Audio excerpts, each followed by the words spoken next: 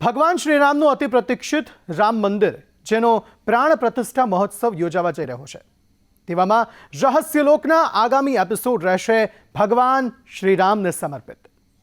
ભગવાન રામ સાથે જોડાયેલી એવી અનેક જાણી અજાણી વાતો, અનેક એવી જગ્યાઓ જ્યાં સામાન્ય વ્યક્તિ જઈ શકતો નથી અથવા તો જવાનું માત્ર વિચારે છે। રહસ્યલોકના માધ્યમથી આવા જ કેટલાક શ્રીરામ સાથે જોડાયેલા રહસ્યો આ કાર્યક્રમના માધ્યમ થકી કરીશું ઉજાગર અને તેમાં આજે સૌ પ્રથમ જાણીશું રામ સેતુના રહસ્યને।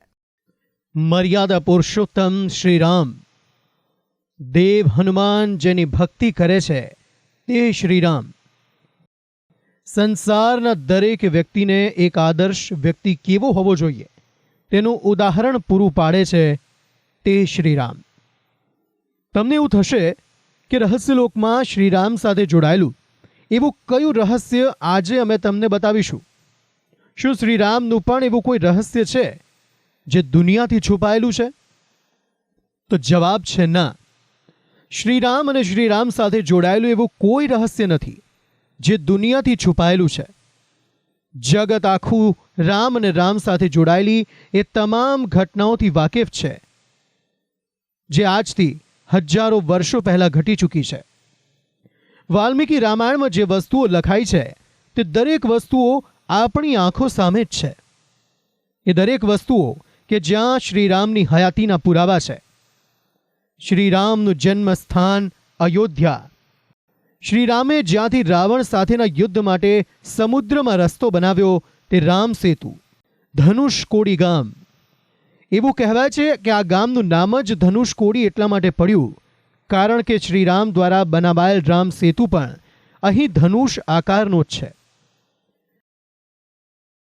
દેશ દુનિયાના લાખો કરોડો લોકો માટે આ સ્થાનો અતિ પવિત્ર છે અને શ્રીરામ પર આસ્થા રાખનારા કરોડો લોકો માટે રામ સેતુ આજે કોયડાની સાથે કુતૂહલનો પણ વિષય છે કે આખરે દરિયામાં એ પથ્થરો તર્યા કઈ રીતે હશે?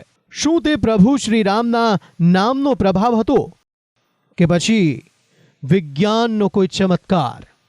એક એવી કહાની જેને કેટલાક લોકો વિજ્ઞાનનો હવાલો આપીને કેટલીક શંકા કુશંકાઓ પેદા કરે છે। આજે રહસ્યલોકમાં વાત એ જ રામ સેતુની।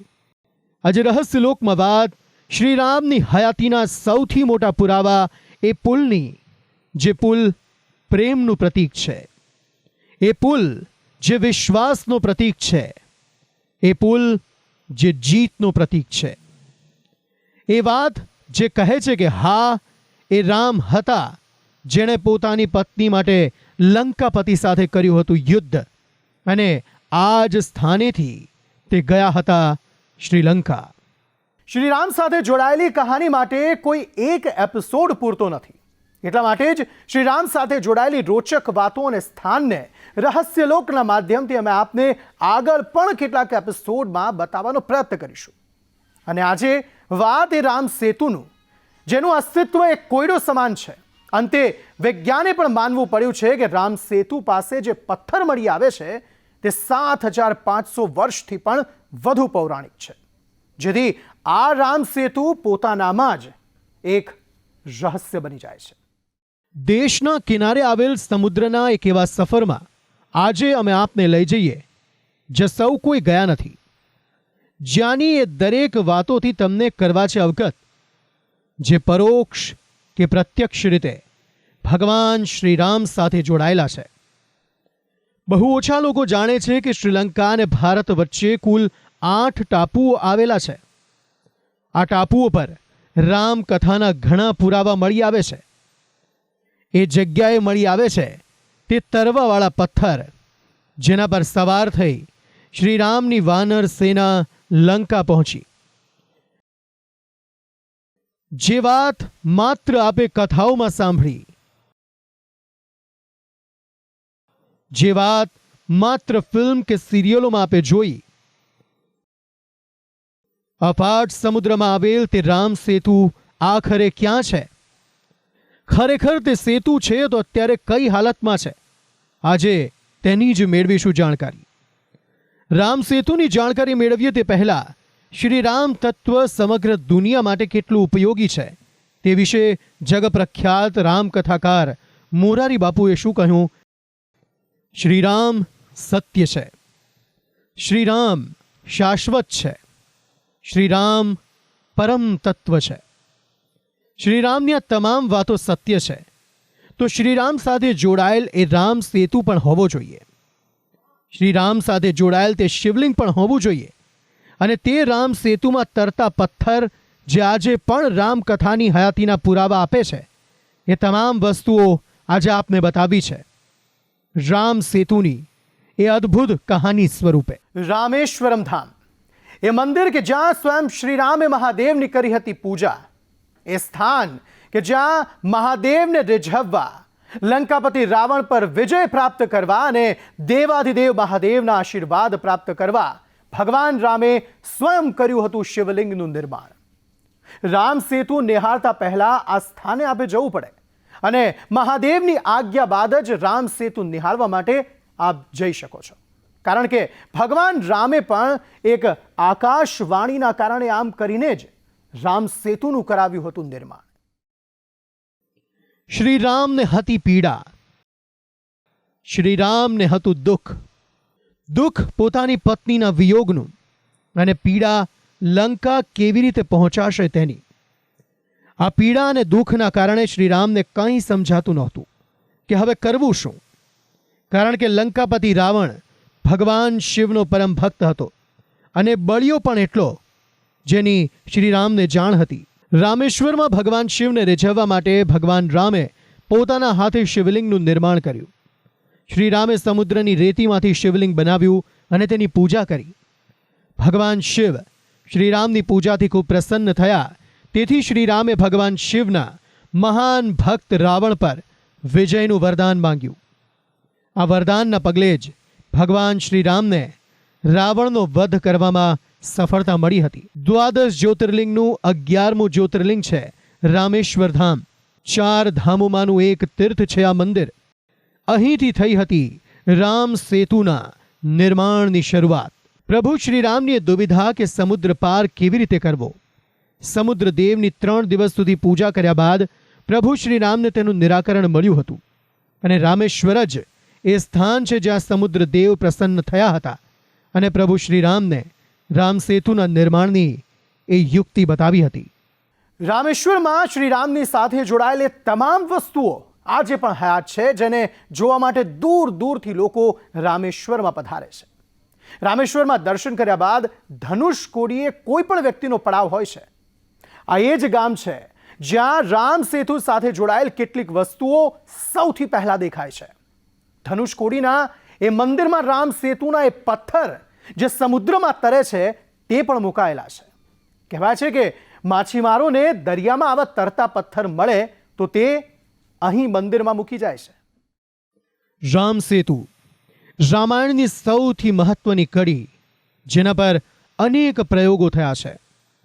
તે વાતો સાચી છે કે ખોટી તે સાબિત કરવાના અને આ સત્યતા પુરવાર કરવા માટે ધનુષકોડી એ જગ્યા છે જ્યાં મળી આવે છે આવા પથ્થર. ધનુષકોડીમાં આવા અનેક પથ્થર મળી આવે છે. રામેશ્વરથી ધનુષકોડીની દૂરી માત્ર 18 કિલોમીટર જ છે. પણ અહીંયા ધનુષકોડી જતા સુધીમાં લોકોમાં ઉત્સુકતા ખૂબ જ વધારે જોવા મળે છે. રામાયણ એ આજના સમાજને એક સમાજ કેવું હોવું જોઈએ તેના અનેક સંદેશો આપે છે. સંદેશ એક પુત્રએ પિતા સાથે, એક પતિએ પત્ની સાથે અને એક ભાઈએ પોતાના ભાઈ સાથે કેવી રીતે રહેવું જોઈએ તેનો. શ્રીરામની સાથે હર હંમેશ ભાઈ લક્ષ્મણનું નામ લેવાય છે, કારણ કે તેમણે પોતાના ભાઈ સાથે જ વનવાસ જવાનો નિર્ણય કર્યો. પણ રામાયણમાં ગર્વભેર શ્રીરામના ભાઈ ભરતનું પણ નામ લેવાય છે. આખરે રામાયણ ભાઈ પ્રત્યે ભાઈનો પ્રેમ કેવો હોવો જોઈએ તે શીખવે છે. આ વિશ્વમાં રામરાજ્યની જરૂર હાલ એટલી જ છે જેટલી કોઈ બીમાર વ્યક્તિને દવાની અને કોઈ તરસ્યા વ્યક્તિને પાણીની. રામ રાજ્ય માટે સૌથી જરૂર શ્રી રામે જે આચરણ કર્યું તેને અનુસરવાની છે. અને શ્રી રામે જે કહ્યું તે તેમની વાનર સેનાએ કર્યું તેનું ઉદાહરણ પૂરું પાડે છે રામ સેતુ. ધનુષકોડીથી રામ સેતુ પહોંચવામાં ખૂબ ઓછો સમય લાગે છે. સેટેલાઇટથી મળેલી આ તસવીરને જુઓ. આપણે આ તસવીર ઘણીવાર જોઈ હશે. આ જ જગ્યા રામ સેતુ છે, જેને એડમ્સ બ્રિજ પણ કહેવામાં આવે છે. અને અંતે એ સ્થાન પર ભક્તો પહોંચે છે જેને રામ સેતુ પોઈન્ટ કહેવામાં આવે છે. એવું કહેવાય છે કે આ એ જ સ્થાન છે જે રામ સેતુ માટેનો પહેલો પથ્થર રામ નામ લખીને સમુદ્રમાં ફેંકવામાં આવ્યો હતો. અને એવું પણ માનવામાં આવે છે કે જ્યારે સીતાને લઈને શ્રી રામ પરત આવ્યા હતા તો ધનુષ મારીને આ પુલ તોડી નાખ્યો હતો. રામ સેતુ શ્રીલંકા અને ભારતની વચ્ચોવચ્ચ આવેલો છે.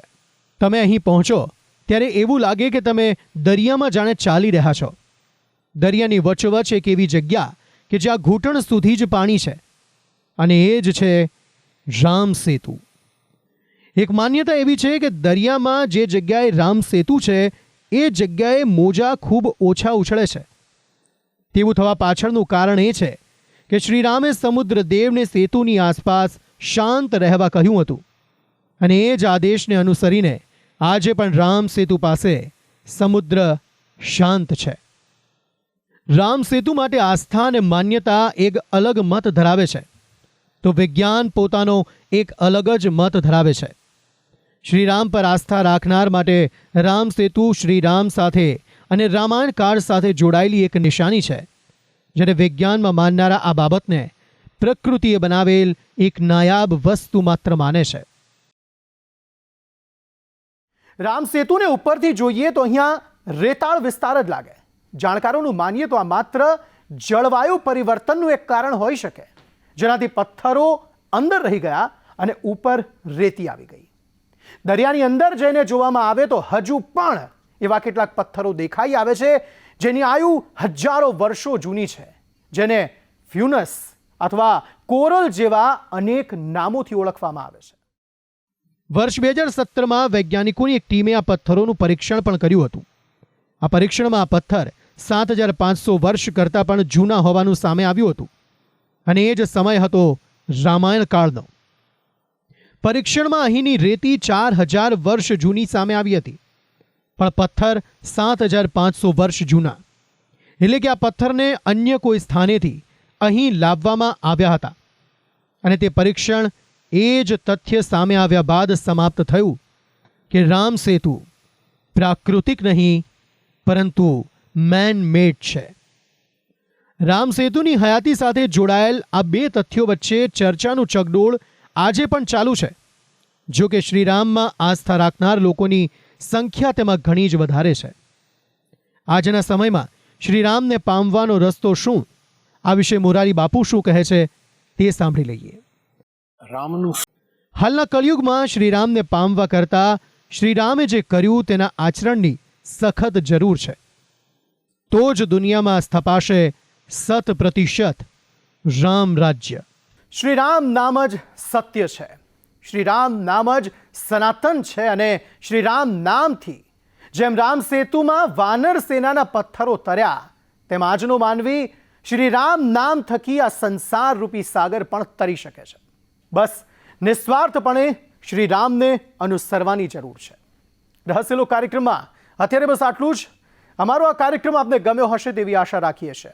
આવતા સપ્તાહે આવા જ એક શ્રીરામ સાથે જોડાયેલા અતિ રહસ્યમય સ્થાન સાથે ફરી હાજર થઈશું.